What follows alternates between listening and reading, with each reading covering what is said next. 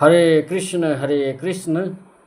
आज हम पढ़ेंगे श्रीमद् भगवत गीता अध्याय 6 श्लोक 3।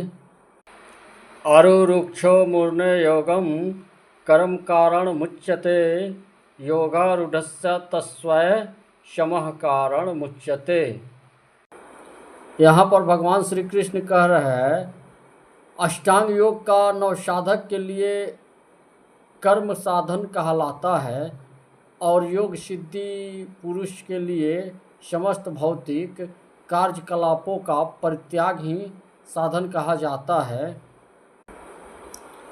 अर्थात परमेश्वर से युक्त होने की विधि योग कहलाती है। इसकी तुलना उस सीढ़ी से की जा सकती है जिससे सर्वोच्च अत्याधुनिक सिद्धि प्राप्त की जाती है। यह सीढ़ी जीव की अधम अवस्था से प्रारंभ होकर आध्यात्मिक जीवन के पूर्ण आत्म साक्षात्कार तक जाती है।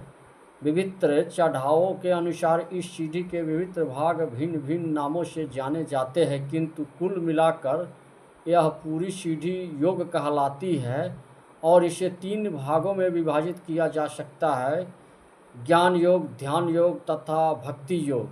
सीढ़ी के प्रारंभिक भाग को योगारूढ़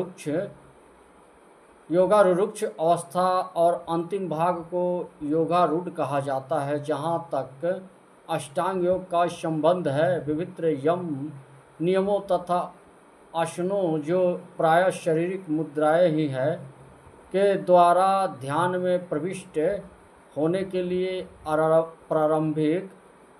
लिए आरंभिक प्रयासों का सकाम कर्म माना जाता है। ऐसे कर्मों से पूर्ण मानसिक संतुलन प्राप्त होता है जिससे इंद्रियां वश में होती है। जब मनुष्य पूर्ण ध्यान में सिद्धहस्त हो जाता है तो वह विचलित करने वाले समस्त मानसिक कार्य बंद हुए माने जाते हैं।